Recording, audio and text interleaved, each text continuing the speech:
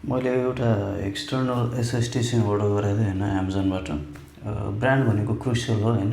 यसको मोडल भनेको चाहिँ X9 प्रो है, क्यापेसिटी भनेको 2 TB। यो खासमा एमाजोनबाट अर्डर गरेको मैले होइन। यहाँ लोकल मार्केटमा चाहिँ अलि एक्सपेन्सिभ भएर एमाजोनमा चाहिँ जर्मनीको अप्सन देखाएको थियो है। अब यहाँ हेर्दाखेरि चाहिँ एफआर लेखाएको छ फ्रान्सको जस्तो देखिन्छ होइन। तर अब त्यहाँ वेबसाइटमा चाहिँ होइन एमाजोन जर्मनीबाट चाहिँ डेलिभर हुन्छ भनेर देखाएको थियो। अराउन्ड 1 विक जति लागेको थियो मलाई होइन। सेलर भनेको एमाजोनकै थियो, त्यही भएर मलाई ट्विस्टर ल्याएको त्यहाँको लोकल सपको चाहिँ एड्रेस देखाएको थियो होइन। अनि युरोपमा अलि सबै कुराहरू चाहिँ यस्तो ट्रस्टेड नै हुन्छ भनेर चाहिँ मैले अर्डर गरेको थिएँ। यस्तो प्याकेजमा चाहिँ आएको छ। वेट चाहिँ एकदमै थोरै छ कि यसको, लाइक अब के भन्ने 50 ग्राम जति होला कि जस्तो लाग्छ कि मलाई। एकदमै लाइट वेट छ होइन। मसँग अर्को हार्ड ड्राइभ पनि छ, यो WD को मैले अर्डर गरेको थिएँ होइन। योसँग कम्पेयर गर्ने भने चाहिँ यो केही पनि होइन कि, लाइक एकदमै लाइट वेट छ कि, फ्ल्यास ड्राइभ जस्तो होइन।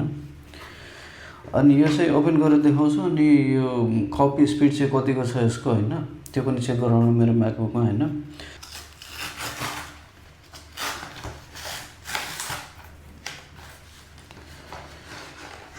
प्याकेज चाहिँ यस्तो छ है, यस्तो छ। यसलाई साइडमा राखौँ। यसको बक्स चाहिँ यस्तो X9 प्रो है, 2 TB को यहाँ ल्याएछ होइन। यसको स्पिड अब 1050 MB/s चाहिँ ल्याएछ होइन। राइट र रिड दुइटै चाहिँ सेम देखाएको छ होइन। बक्स चाहिँ यस्तो छ। यो म्याकमा ल्याएछ भनेपछि त्यसमा पनि सपोर्टेड छ होइन। प्याकेज छ यसको।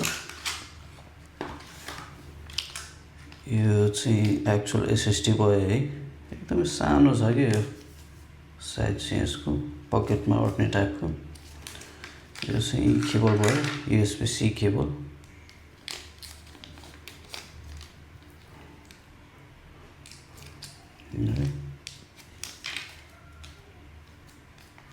प्रपरली प्याक छ। खासमा चल्नुपर्ने हो होइन। अनि यो ट्रस्टेड ब्रान्ड नै छ है। अनि यसको प्राइस भन्नुपर्दाखेरि चाहिँ हाम्रो त्यहाँको अराउन्ड 30,000 जति चाहिँ पर्छ होइन।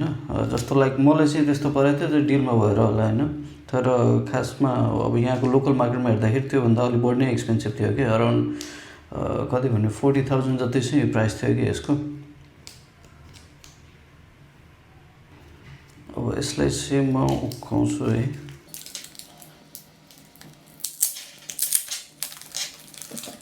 यो चाहिँ एक्चुअल एसएसडी भयो है। यस्तो छ लुक चाहिँ। पछाडि चाहिँ प्लास्टिक हो, माथिको कुनै के हो यो पनि प्लास्टिक जस्तो हो कि जस्तो लाग्छ मलाई, तर थाहा छैन है मलाई। हेर्दाखेरि त्यस्तो देखिन्छ। अब यसलाई चाहिँ म्याकबुकमा जोडेर एकचोटि हेरौँ काम गर्छ कि गर्दैन होइन। एक्चुअल फाइल कपी गरेर देखाउँछु कतिको स्पिड चाहिँ दिन्छ यसले है। ल मैले म्याकबुक चाहिँ यहाँ ल्याएको छु होइन।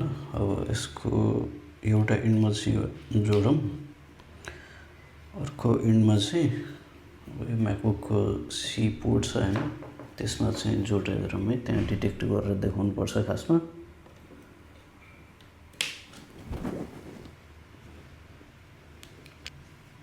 यो एसएसडी जोड्दाखेरि चाहिँ अब यहाँनिर चाहिँ देखायो है एउटा एक्सेसरिज कनेक्टेड भनेर। अनि एउटा लाइट पनि चाहिँ यहाँ बल्ने रहेछ कि, त्यो मैले जोड्ने बित्तिकै यो वाइट लाइट जस्तो देखाएको छ होइन। यो चाहिँ बल्दो रहेछ कि यो है। यसलाई चाहिँ म अलाउ गर्छु होइन। अनि त्यसपछि ठ्याक्कै यहाँनिर डिटेक्ट गरेर देखायो कि यो चाहिँ देखाएको छ यहाँ है, X9 प्रो भनेर देखाएको छ। यसलाई म ओपन गर्छु है।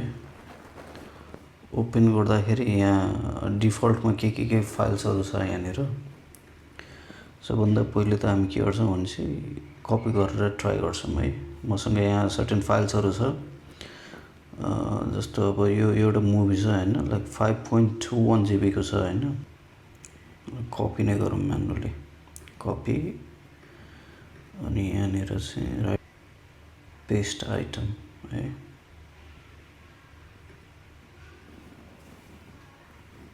अबाउट 5 सेकेन्ड्स देखायो है। यो जम्मा कति हो, 5 सेकेन्ड पनि लागेन होला, 3-4 सेकेन्डमा चाहिँ कपी भयो कि यो है। अर्को पनि एउटा हेरौँ है। यो 6.9 जिबीको फाइल हो होइन, 6.9 जिबी।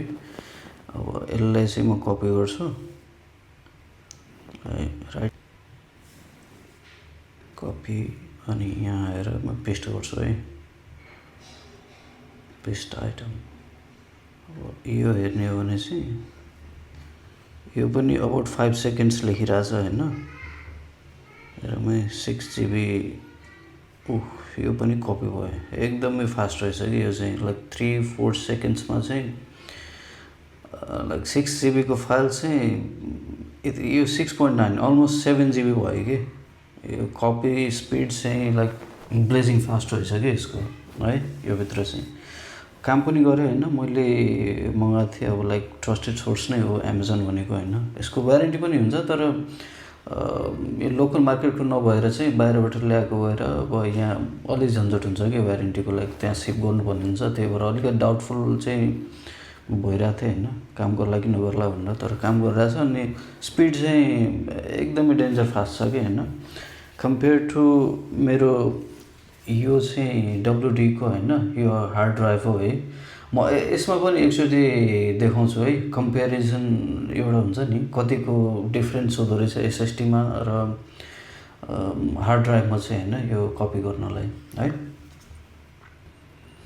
मैले यो हार्ड डिस्क पनि कनेक्ट गरिरहेको छु होइन, यो मेरो म्याकबुकमा। यो चाहिँ डाइरेक्ट चाहिँ कनेक्सन छैन यसको, किनभने टाइप सी चाहिँ यसमा आउँदैन होइन। यस्तो एक्सटर्नल एउटा हुन्छ नि, डङ्गल जस्तो युज गरेर यसमा कनेक्ट, यो हार्ड ड्राइभ चाहिँ यसमा कनेक्टेड छ होइन। अनि फेरि यो चाहिँ सी कनेक्टरसँग चाहिँ म्याकबुकमा कनेक्टेड छ है। यो चाहिँ डिटेक्ट गरिसकेको छ होइन, यहाँनिर यो देखाएको छ है। यो यसलाई म ओपन गर्छु, अनि यस्तो छ है। खासमा यो हार्ड ड्राइभ थियो है। अब योसँगै चाहिँ म्याकबुकमा सपोर्ट गर्ने एउटा NTFS रिडर चाहिँ हुँदो रहेछ अनि प्यारागन सफ्टवेयरको, त्यो फ्रीमा चाहिँ आउँछ कि। WD को हार्ड डिस्क किन्दाखेरि चाहिँ होइन, त्यो अलि इन्स्टलेसन चाहिँ गर्नुपर्ने हुन्छ, त्यो इन्स्ट्रक्सनहरू फलो गरेर। अनि त्यसपछि NTFS ड्राइभहरूमा पनि लाइक कपीहरू गर्न मिल्ने होइन, डिलिट गर्न मिल्ने चाहिँ हुन्छ। नभए यदि त्यो सफ्टवेयर छैन भने चाहिँ म्याकबुकमा प्रब्लम के हुन्छ भने चाहिँ सिम्पली रिड मात्रै गर्न मिल्ने हुन्छ क्या है। अनि मैले त्यो इन्स्टलेसनहरू गरेको छ त्यो प्यारागन सफ्टवेयरहरूको, अनि त्यही भएर चाहिँ यसमा राइट पनि गर्नु मिल्ने हुन्छ। जस्तो म यो सेम फाइल चाहिँ कपी गर्छु, त्यो जम्मा कति टाइम लागेको छ, 3-4 सेकेन्ड लागेको थियो होइन।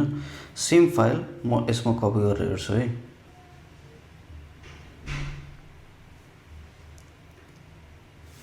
यो हेरौँ है, कति देखाएको छ यसमा, अबाउट 1 मिनट देखाएको छ होइन। भनेपछि ह्युज डिफरेन्स भयो क्या त्यो चाहिँ खासमा। लाइक कहाँ अब 3-4 सेकेन्डमा चाहिँ कपी भएको फाइल चाहिँ अबाउट मिनट चाहिँ लाग्यो भनेपछि त्यो यो सिम्पली कम्पेयर गरेर चाहिँ मैले देखाएको होइन, हार्ड डिस्कमा र SSDमा चाहिँ कतिको फरक हुन्छ स्पिड, राइट गर्दाखेरि, रिड गर्दाखेरि होइन। इन्स्ट्यान्टली हुँदो रहेछ क्या त्यो SSDमा चाहिँ, स्पिड चाहिँ त्यो फरक हुन्छ है। ल यति थियो है यसको अनबक्सिङ र स्पिड टेस्टिङ भनेको।